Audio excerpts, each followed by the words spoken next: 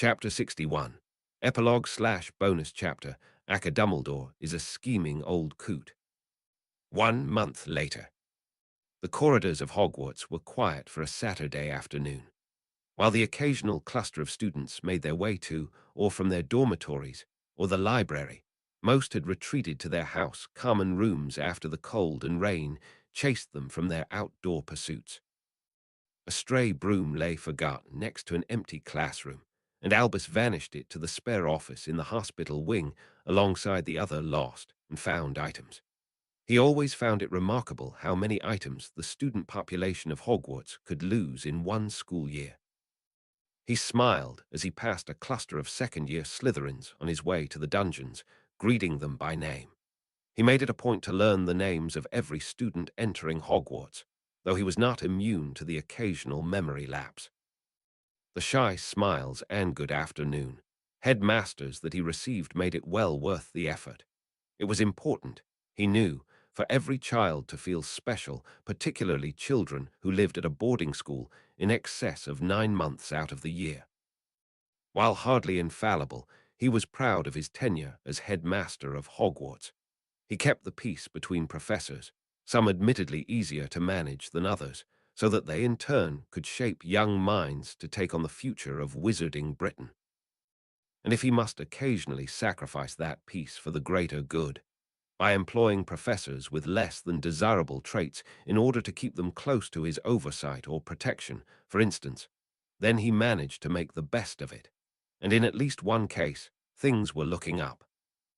Rumor had reached Albus's own ears that Professor Snape had not threatened to expel a single student in nearly 3 weeks. It was quite the record. He was pleased by Severus's progress of late, and yet he made a mental note to not mention the rumor to the professor, lest he get it in his head to protect his reputation at the expense of some one or other poor unsuspecting youth. He stopped before his destination, knocking politely on the closed door of the potions classroom. "Enter," came Severus's voice, and Albus smiled as he entered the room and immediately met Harry Potter's curious eyes. The boy was situated at a desk in the front row of the classroom, not far from where Severus sat in his own desk, and he was stirring the steaming contents of a cauldron in a slow, methodical circle that began to pick up speed. "Headmaster," acknowledged Severus. His sharp eyes darted to Harry. "Keep your focus. Remember 4 full seconds each turn." Harry quickly returned his attention to the cauldron, furrowing his brow in concentration as he slowed his movements. Albus quietly made his way to the front of the classroom, cautious to not interrupt Harry's work. Harry had purposely arrived at the end of their lesson so as to observe how things were progressing, but the boy didn't need to know that. He made no attempt to hide the rolled-up parchment he carried in his hand. Severus eyed it, but didn't ask. That was, in fact, one of the first of Severus Snape's many attributes that Dumbledore had learned to appreciate all those years ago. He did not beg for more information than was his due. Oh, he was a deeply curious man, yes, and had his own ways of finding out information.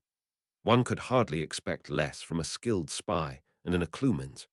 However, he knew Albus well enough to know that any information held in his head would be handed out as he saw fit. No more, no less, and no sooner than Albus decided to do so. And so, outside of his impatience when Albus failed to get directly to a point that he had already decided to make, the younger man rarely bothered to press for information. Once Severus learned the rules of the game, any game, he was quite adept at playing. Severus rose from his seat. "We're about done." "Of course. No rush at all," Albus assured. "Professor," said Harry quietly, as if hesitant to interrupt, "I think the potion is finished." Albus stood far enough away to not hover, perfectly at ease, as he observed Severus and Harry working together to check the consistency of the potion. An untrained eye would see nothing of note in the scene of a professor and student checking over the student's work, but Albus's eye was hardly untrained. The importance was in the details, in the give and take of their movements, and the ease with which they maneuvered around each other. It was in the way that Harry reached to pick up a vial almost before Severus had set it down. It was in the way Severus murmured a brief word of praise and Harry grinned and subconsciously leaned into his professor's space. It was in the way Severus did not move away. The two seamlessly sat down and picked up and cleaned and moved around each other, as practiced as any dance.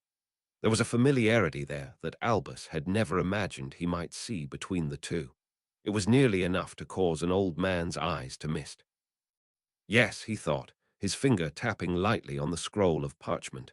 His plan would work out nicely indeed. It really was quite simple in the end. Two lonely souls, lost, in need of family, and so intricately connected to each other and to a common enemy. He'd known that it would not be simple to overcome the human element, of course. Human beings do tend to complicate otherwise simple things, but he had hoped. The moment he'd met 11-year-old Harry Potter, with his kind heart and a child's capacity for love, Albus had found his own plans to remain pleasantly detached from the boy firmly challenged. The boy was so likable, and far more ready to love and to forgive than his childhood of neglect should have prepared him to be. Surely, he had thought at the time, Severus only needed time to get to know the child. In time, he would see what Albus saw when he looked at him, particularly as so much of Lily's character shone through him. And so, he left them to warm up to each other in their own time. Certain prophecies cannot be thwarted after all. He had not accounted for the depth of Severus's bitterness. Throwing them together for occlumency lessons last year had been his last-ditch effort, an ill-fated experiment born of desperation. Surely, he had thought, Severus only needed time alone with the boy. If he only were compelled to see into his mind and into his heart, he would find himself as unable to resist Harry's natural charms as the rest of the Hogwarts staff. But the bitterness was rooted too deep.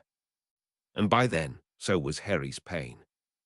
If he had only known that locking them up in Harry's bedroom in Surrey for a few days would do the trick, he might have maneuvered them into just such a scenario years ago.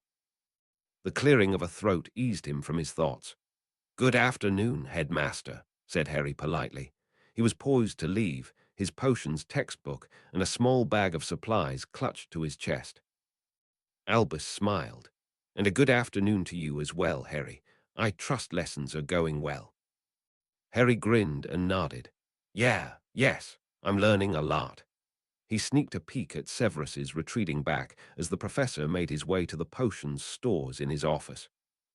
Albus could detect no trace of bitterness or upset on the boy's face that his access to the professor's own potions stores had been suspended indefinitely.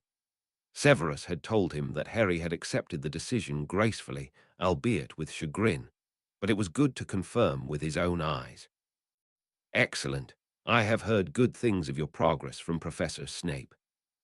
Harry flushed with pleasure at the words. "Well, I've been working hard, and Professor Snape's been great, really great, explaining some things I didn't really understand before." Without scolding, Albus feigned shock, pleased when it elicited a chuckle from the boy. "Without too much scolding," said Harry with a grin. Albus gave an answering smile, and then Severus was back, ushering Harry out the door to, no doubt, squander the rest of your weekend in a haze of teenaged idleness and frivolity. "I have your blessing, then," Harry replied cheekily. His laughter at Snape's stern look echoed down the hallway as he left the classroom. To Harry's credit, Severus had hardly put any effort into his glare. Albus had seen sterner looks on Hagrid's face when he was grousing about his beloved magical creatures. "You wish to speak with me?" Severus stalked purposefully toward his office door, robes billowing around him, in a clear invitation to follow. He needn't have bothered with the theatrics, not here, not with Albus. But such displays made him feel larger than his past, more in control of the present, Albus knew, and so he did not mind. "I trust your classes are going well," he asked pleasantly as Severus closed the door to his office, and they sat in matching chairs in front of the desk. He withdrew a half-dozen or so wrapped caramels from his pocket and placed them on the small table between their chairs. He had learned long ago that the younger professor had an aversion to most sweets, a byproduct of some unhappy event in his childhood. Albus theorized, but did not press.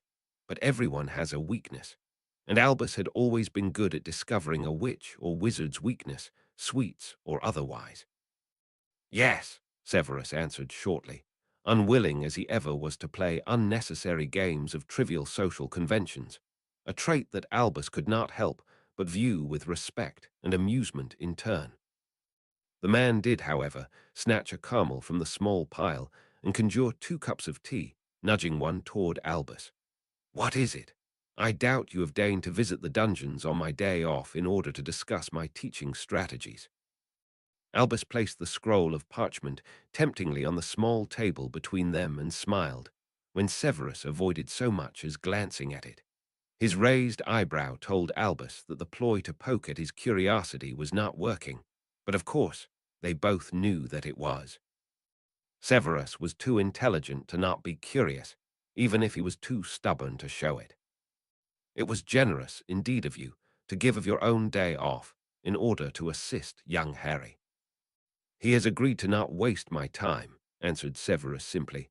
Thus far he has not. He is performing well, then. Severus inclined his head. Better than I'd expected, though not as well as I'd hoped. We are barely a week into essential 6th-year concepts. We took several detours in order to cover lessons he should have learned years ago. The boy did not even know the different emulsifying effects achieved by placing borage or fluxweed into a stabilizing potion. As if I had not covered that very topic no less than 3 times in his 4th year alone, he groused. You regret offering him additional lessons, then? Severus shifted. I did not say that. Albus unwrapped a caramel and popped it in his mouth to hide an emerging grin. He enjoyed the sweet smoothness of the candy. Severus really did have excellent taste. The younger man's mouth opened as if uncertain what to say. He finally admitted, the boy is competent. He will never be a potions master, but if he continues at this rate, he will have no difficulty achieving a newt. He is intelligent and inquisitive, capable of achieving a functional understanding of most anything he puts his mind to. Albus lifted an eyebrow. High praise coming from you. Yes, well, Severus sidestepped before he could be accused of giving glowing praise to any student. He is regrettably quite selective about what he puts his mind to. It is fortunate that he has finally decided that both occlumency and potions are worth learning. Indeed, any more brushes with extraordinary powers? Not as such. Severus drummed his fingers on the table and frowned in thought. I can sense it within him at times, a power, some sort of charge or awareness, something. I have no doubt his magical core has been strengthened, but I have witnessed no more incidents or loss of control, and nor has he confided in me of any. No, Harry had not experienced a loss of control in weeks. Albus would know. He had been keeping a closer eye on the boy than anyone could have guessed. Not that his watchfulness during the school year was anything new. Even before he knew that Harry Potter was likable, the boy who lived had been important. Albus would not see him lost, either to Voldemort or to his own mind. He may be ready for more hands-on lessons by the end of term, Severus added. He is still learning to control his mind, but he is picking it up fairly quickly. Perhaps in the spring, his occlumency skills will reach a sufficient level of stability to support magical experimentation. The sooner he learns to draw upon his increased magical stores and control that power, the better. Albus nodded in agreement. Yes, the sooner the better. Nightmares and powerful magic are not a particularly desirable combination. His sleep has improved, at least. Severus tapped out a brief rhythm on his glass before his fingers stilled unnaturally. The young spy didn't have very many tells, but Albus knew them all, including that one. He heaved a pointed sigh. Don't tell me you placed a sleep-tracking spell in his bed, Severus. Don't tell me you didn't know about it the moment I did, the professor shot back. Albus was tempted to smile, but he held on to his scolding expression. I have promised you a considerable amount of latitude in your handling of Harry's academic and emotional well-being.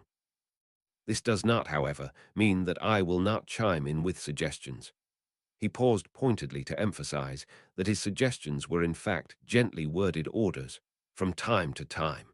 Harry has come to look up to you, but he is still entitled to a modicum of privacy. Severus pinched his lips in annoyance, but conceded. Fine, I will remove the tracking spell. Thank you, Severus. They both had the tact not to mention that Albus had waited until after Harry's nightmares had lessened to bring up the matter. I am pleased that he is doing well. He seems better rested lately, happy even. A smile ghosted on Severus's lips. He chased it away with a sip of tea. And oh, how that hint of a smile warmed Albus's heart. This last month had wrought a change in Severus Snape. A subtle change, but there nonetheless. There was a certain lightness in his bearing now that the dark mark had vanished. And there was the hint of tenderness behind his eyes when he looked at Harry. The average Hogwarts student may only notice that he did not yell quite as much, but Albus could see the details. He appreciated those details. To be quite honest, Albus had never expected to care about Severus Snape.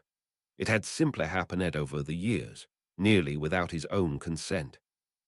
Disgust had somehow turned to tolerance, which turned to a grudging respect, which turned to admiration, which turned to a form of paternal affection that Albus had felt for very few individuals in his long life.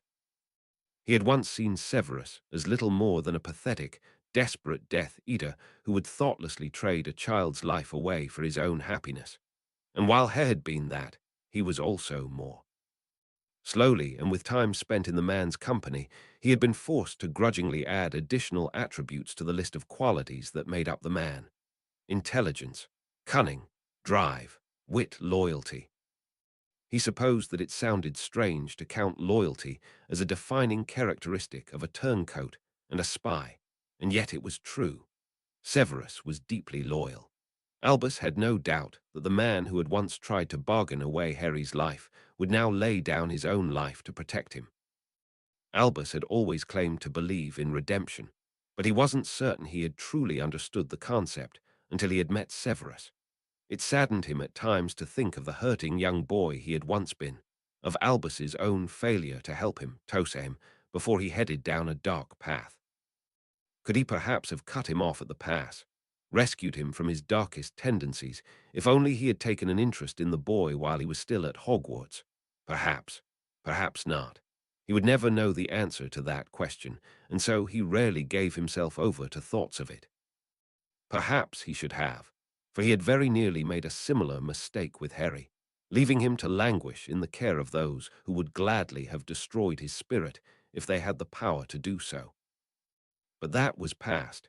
He had an opportunity to make it up to both young men now, to give the both of them a second chance at the life they should have had, the family they should have had, assuming Severus took the bait.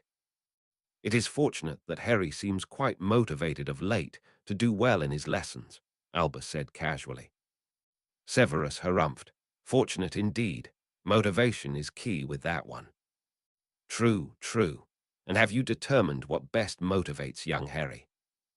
Snape answered quickly, as if the answer were obvious. Having an attainable goal, I should say. Aside from the fact that he wants to stay alive, he wants to be an Auror. Yes, that is true, Albus agreed mildly at the oversimplification. Severus would need to be prodded then. Do you happen to know where his goal is to be an Auror? Severus opened his mouth and then closed it, a frown marring his forehead. I hadn't thought to ask.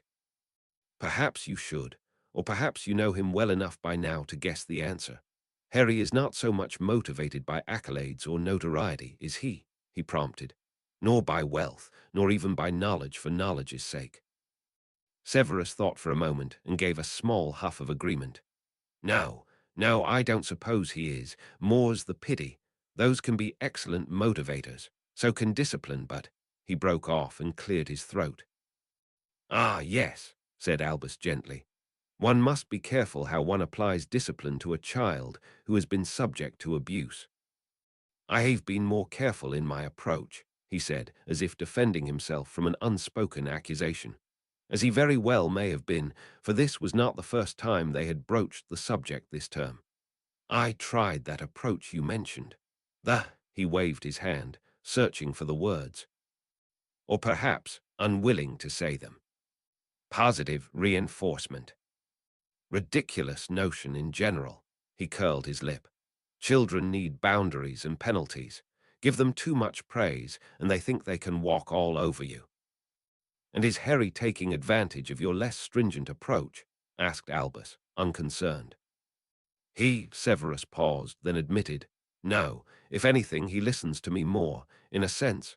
Which, how can that boy be so contrary? He threw up a hand. In prior years, I could feel the disrespect pouring off him in waves. Every time he did things that were supposed to be respectful, such as addressing me properly or doing my bidding. And now, even while he continues to forget proper address, and he feels perfectly at ease to argue or push against my instructions, he somehow manages to convey more respect, not less. I've no idea how he does it. He does have many talents, mused Albus. Severus did not respond, and Albus took advantage of the opportunity to steer the conversation back around. And sensing that Severus was not in the frame of mind for both introspection and too many guessing games, he spelled out for him, do you not, in fact, find Harry's care for Pleat be his primary motivator? Severus blinked, but seemed to welcome the change in direction. Had O'Shave an unusual attachment to his friends. Most teenagers are rather attached to their friends. I would hardly call that unusual, answered Albus Riley. Hesitatingly wouldn't, Severus harumphed. I can hear his lecture now on how to make friends and develop a social life. Did you know that he attempted to set up a play date for me with Flitwick? Albus laughed. I am not joking, Albus. He has this idea in his head that I need to make more friends, that I need a confounded debiest friend or something of the like, as if it were the teenager. Despite my refusal to play along, he is taking it upon himself to dig one up for me. It is maddening. He did not point out that Severus had yet to tell the boy to stop in any clear, definitive manner. For all his bluster, there was a glimmer in the man's eye that betrayed, though he would never, ever admit to it, that he rather enjoyed having someone take an interest in his personal well-being. And while Severus would continue to grouse and complain, Albus knew that Harry was observant enough to pick up on his underlying permissiveness. For a spy, Snape could be somewhat transparent when it came to matters of the heart, and for a boy from a neglectful background, Harry could be quite perceptive. It all worked out quite well from Albus's point of view. It might do you good, Albus said simply, though I would perhaps suggest a tete-a-tete with Minerva first. Not that Phileas is not an excellent choice of confidant, but Minerva stands a better chance of keeping up with your stubbornness over the long run. Severus glared. I am not 12, Albus. I am not in the market for a best friend. There are worse things to be in the market for. And because he knew when it was best to let a topic rest, he moved on. But you are correct. Harry is fortunate to have a natural affinity to forming attachments, even as his relatives failed in showing him how to do so. As it happens, he has proven himself able to form a variety of beneficial attachments of late. Do you not agree? The professor's lips thinned, and he studied Albus through narrowed eyes. Headmaster, he all but growled. What are you scheming? Scheming? Asked Albus innocently. You are scheming without a doubt. You have something on your mind, and I do wish that you would spit it out. Severus gave him his signature egg it on with it, old man look, and Albus smiled, because that look was always laced with the slightest hint of affection. Very well, I shall get to the point. His smile grew at Severus's long-suffering stare, though he managed to sober long enough to declare, the Department of Wizard Family Services is about to make an inquiry into Harry's guardianship status. That got the professor's attention. What do you mean? He asked sharply. Only that the process of severing the Dursleys' rights is nearly complete. I merely need send the matter through the DWFS as a legal formality. But as Harry Potter is quite a high-profile minor, it will naturally set off an official inquiry. You must have a way to avoid such a thing. We hardly want them to think Harry Potter's guardianship is up for grabs, or for his life to become fodder for the papers. Naturally, Albus confirmed. I have the necessary signatures from Harry's aunt and uncle relinquishing their rights. The severance of guardianship is ironclad and should be enough to keep any inquiries away from the Dursleys' doorstep. As for the transfer of guardianship, it will be swift. I intend to give family services no more than a perfunctory say and very little time to protest. Make it official before they quite know what hit them. So the boy will be under your purview, Severus guessed. Oh, I hardly think that a good idea, Albus tusked. I am an old man, not to mention quite occupied by numerous things in need of my oversight. It would be wholly unfair to Harry to take him on only to subject him to a different form of neglect. He took a casual sip of his tea, enjoying Severus's impatience more than he probably should. The younger man lasted an entire half-minute before caving. Albus, he growled, if you had any idea of my raising no objections to whatever arrangements you've made for the boy, you would spit it out. None of this beating around the bush. So, whom have you decided to foist the boy upon? The Weasleys? His grimace showed his own aversion to that idea, though Albus could not deny that the Weasleys had crossed his mind. You have an objection to Arthur and Marley? He asked, raising his eyebrows for good measure. They have sixfold experience raising boys, after all, nor are they strangers to danger. We could certainly trust them with his protection. His protection? How can they be expected to protect the most hunted teenager in Britain with 7 other children underfoot? That is hardly the case now, Severus. They only have 4 children still residing at home, I believe, and 2 of them are grown. Even with the blood wards no longer in effect, Harry himself will reach the age of majority within the year. Their attention will nonetheless be divided, Severus said stubbornly, and he may well be nearly grown in the eyes of the law, but that means little in the real world. He will need guidance and protection well beyond that. You have no other objections to the Weasleys? Of course I have other objections, he argued, sitting up straight. Albus hid a smile at the fire in the man's eyes. He would spend every day in their care worrying for their safety. He already feels responsible for the near death of his best friend. It will drive him mad to be putting them in harm's way every single day. He himself would object at being placed with the Weasleys, as much as he might enjoy the idea in theory. His eyes showed his utter certainty of that conviction, and Albus silently agreed. It is true that you have developed a keen insight into Harry's preferences of late. What do you think he would suggest? Severus seemed at a loss for words. He frowned, clearly drawing a blank. Remus Lupin. No, he spat, almost before Albus had finished saying the name. Not Lupin, under any circumstances. Is that your preference, or do you believe it to be his? Both, he said, though with slightly less certainty with which he had waved away the Weasleys. Which is not the point, as I am fairly certain that even you have something better in mind than placing him in the custody of a werewolf. Now, Severus, Albus scolded gently. Remus has his illness in hand with your potion's assistance, as you very well know, and many a werewolf has successfully married and raised a family. Not this werewolf, not this child, he countered stubbornly. Albus held up his hands in exaggerated defeat. Harry has no family, no godparents. He will without a doubt have half of the wizarding world lining up to take him in if we put out the word, but how many of them will we trust to ensure his safety? How many would be looking out for him, and not for their own desire to be close to his fame? We both know that he needs genuine care and protection, not the counterfeit affection that would come with those who know his fame and not him. It must be an order member, said Severus with a determined nod, and not someone like Margie Twingle. She couldn't swat a dragonfly. They must be able and willing to protect him at all costs. No doubt. He is at a delicate age, Severus said sternly. He is unspoiled, but that could change. You cannot allow him to be in the charge of someone who will feed into his fame. Yes, I do agree. His new guardian must make Harry's emotional well-being a priority. Someone who can keep him grounded, I think. Exactly. And it would be best if he were to already know his new guardian. Harry has had too many upsets in his short life. He will adjust far better to a familiar face, someone he is comfortable with. Severus nodded in agreement. A professor, perhaps.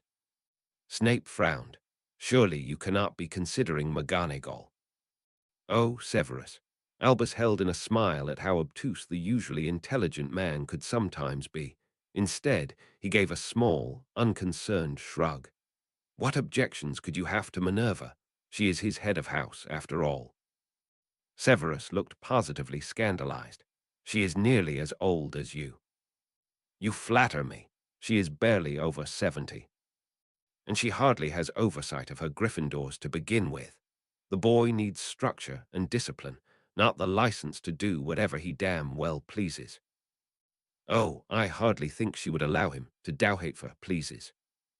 McGonagall is out of the question, insisted Severus, with a stubborn set to his chin. You have rather strong opinions on this matter, Albus observed. Of course I do. I took a vow to keep him alive. Alive, yes. You did not take a vow to see him well-adjusted or happy. Aye, Severus faltered, then lifted his chin. And there is nothing wrong with wanting a child to not be miserable or spoiled. Albus nodded and stroked his chin, as if deep in thought. Back to the drawing board, then. What have we decided so far? Ah, yes. Someone young enough to keep up with him, yet old enough to take the responsibility seriously. Who will keep him grounded and unspoiled, see to his emotional and physical well-being, even after he turns 17. Someone who will give him boundaries and discipline, but who can relate to his past and adjust the type-off discipline accordingly. Someone with whom he is familiar and feels comfortable and who desires his happiness in turn. Preferably a Hogwarts professor and an Order member. I might add that a personal connection to his own parents would be a nice bonus, if not a requirement. It is a tall order indeed. Any ideas, Severus? Finally the light had gone on behind Severus's eyes, though alongside it was a burgeoning horror. No. Severus. The potions professor vehemently shook his head. You are mad for even thinking it. Perhaps, Albus countered happily. Fortunately, my bouts of madness have led to some of my best ideas. The Viridi's madness, Albus. Complete madness. I know nothing about raising a child. You teach children every day, Albus pointed out, and Harry is hardly a toddler. Itelorate children every day. I wouldn't know what to do with one for any significant amount of time outside the classroom. You seem to be doing just fine with Harry thus far. I teach him lessons. Children need other things. Affection, advice, clothing. They need clothing, Albus. I know nothing about buying clothing. I have purchased the same brand of trousers for years by owl order because I hate frequenting the shops. They do not even ask me questions anymore. I simply send a small sum of money, and they send me the same as last time. I do not even own any other kind of trousers. Albus gave the younger man a sympathetic glance. You do know that Harry is 16. I'm certain he has an idea what clothing he likes, should the eventuality arise that you need to take him shopping. Clothing is not the point, Severus raved. The point is that everything will be like clothing. I barely know how to take care of myself. What makes you think I would know what a teenager needs? Because over the past 3 months, I have seen you grow into a mentor young Harry responds to. You already look out for his needs, Severus, he said gently, more so than any other adult in his life at present. At Hogwarts, as his professor, not in a personal capacity or in my own home, he cut himself off with a horrified grimace. My home is barely livable, you must know that. It is old and sits empty most of the year. I cannot remember the last time I gave it a decent cleaning or checked it for needed repairs. I could not possibly bring someone there to live. You are welcome to borrow the services of the Hogwarts house elves. I dare say little Darby would jump at the chance to prepare Harry Potter's new home. Even clean it is, not fit Albus. It is small and decrepit. He would shudder to live in such meagre surroundings. Severus, Albus said gently, you said yourself that Harry is not spoiled. He spent much of his childhood sleeping in a cupboard and dressing in his cousin's cast-offs. I imagine that, should you give him a room of his own and provide basic necessities, he will feel quite fortunate indeed. He is not one to care about appearance or affluence. Severus blinked, then shook his head stubbornly. No, I am serious, Albus, about more than a house. I may no longer be a marked Death Eater, but my soul will always carry a dark mark from my past choices. I am stubborn and resentful and unable to let go of a grudge. I cannot even let go of my grudge against the boy's own father, for Merlin's sake, even though I've tried. I am no good for what you ask. That you have tried to overcome your grudge is a testament to how far you have come. Not so long ago, attempting to do so would not have even entered your mind. Severus clenched his lips for a long moment, then let out a breath. I am not the type, Albus, and he would not wish it. We have barely overcome our past in order to form a decent rapport. Anything more is too much, too soon. It is impossible. Very well, he sighed. Severus narrowed his eyes. Very well. Don't play games, old man. I know you haven't given in so easily. Albus took a leisurely sip of his tea. I am not playing games, Severus, he only half lied. I promised you once that I would not force you and Harry together in a capacity to which you objected. I intend to keep that promise. And I hardly think it ideal or fair to either of you to force such an important arrangement against your will. No, it would not be, Severus said slowly, suspicion clear on his face, which was entirely fair, considering how well he knew the headmaster of Hogwarts. I only ask for one small favor. Of course you do. Severus's lips fell into a grim line. Help me to determine an ideal placement. Surely you can come up with something. And yet you have already objected to my very best ideas, said Albus pointedly.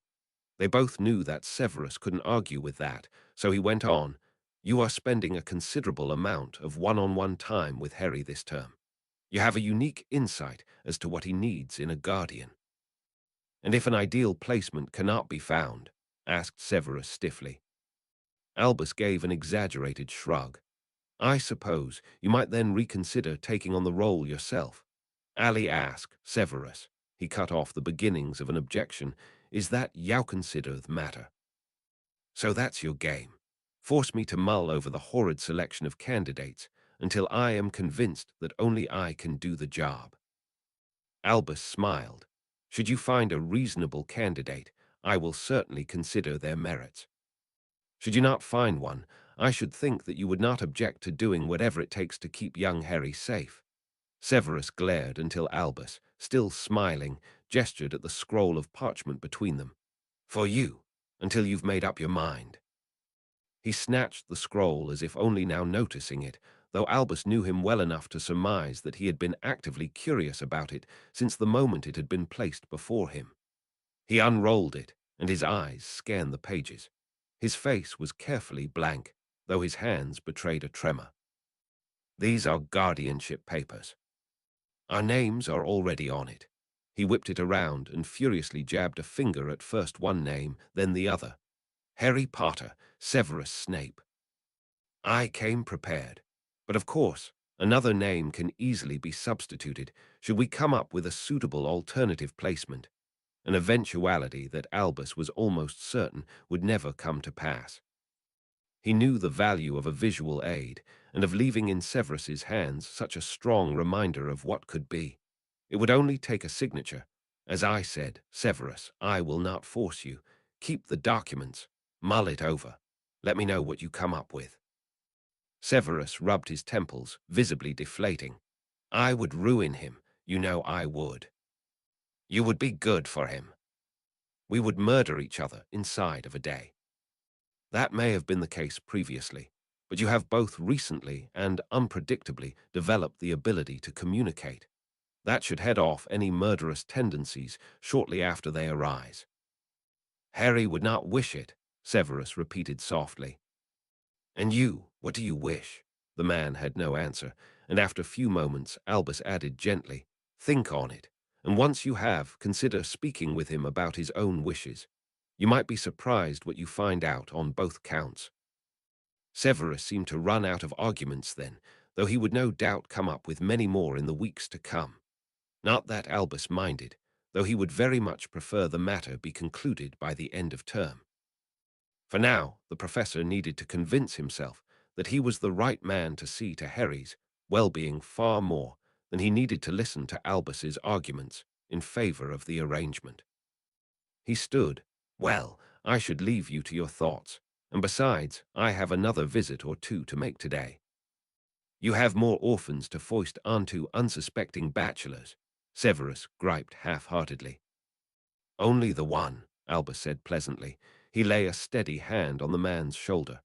Harry is fortunate to have you in his life, Severus, in whatever capacity you choose your involvement to be. He squeezed the shoulder and let go. This won't work, said Severus as he rose to his feet, his voice not quite as strong as before. This trick of yours, it won't work. They both already knew that it stood a good chance of working, and so Albus simply smiled and headed for the door. He paused with his hand on the doorknob, watching over his shoulder as Severus opened a drawer in his desk, carefully placed the parchment within, and closed it. His eyes lingered on the drawer for several long seconds before he withdrew a key from his pocket and locked it. But the matter would not be locked away from his thoughts, Albus knew. Severus could be quite obsessive when he had a bone to chew on. He would doubtless give weeks over to convincing Albus that he was the wrong man for the job, all the while warming up to the idea, an idea made quite tangible by the ready-to-sign documents locked in his own desk. Harry would do the rest, albeit unknowingly, now that Severus was no longer immune to the boy's natural charms.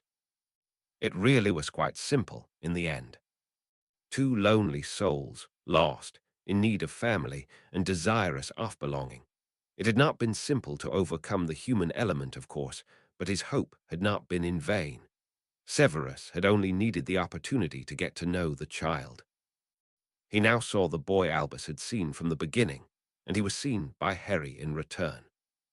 Certain prophecies cannot be thwarted after all, not by the depth of Severus's bitterness, nor by the breadth of Harry's pain.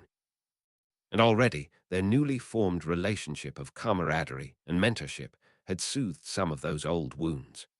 Albus could only hope that a more formal arrangement could pave the way to true healing for both of his boys. He eased open the door, gave Severus a nod in parting, and felt true joy at the first, tiny spark of longing in the man's eyes. Yes, he knew then. This would most definitely work. The door closed with a soft snick. His work here was done, for now. And a job well done it was, he decided as, with a smile and a low whistle, he picked up his pace through the halls of Hogwarts.